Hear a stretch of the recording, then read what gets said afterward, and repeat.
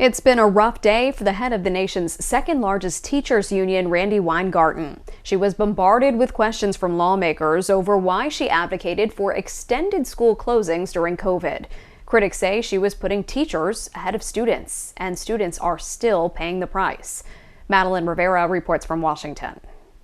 In about 2 weeks, the COVID-19 public health emergency declaration will end. But before turning the page, Congress is flipping back to the early days of the pandemic. The effect on children has been vast, and to have no remorse on closing schools and keeping them closed for the length of the time is unconscionable. On Wednesday, a subcommittee on the coronavirus pandemic zeroed in on school closings, putting the head of the country's second largest teachers union on the spot.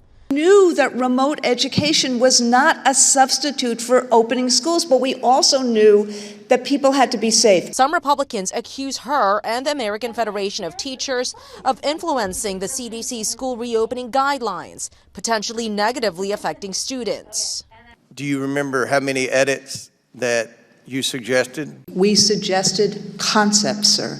We are here to examine partisan allegations by House Republicans seeking to vilify our nation's dedicated educators. AFT President Randi Weingarten says her union did nothing wrong. It was not only appropriate for the CDC to confer with educators, it would have been irresponsible for them not to. Dr. Anthony Fauci is also pushing back on the criticism that he shut down schools.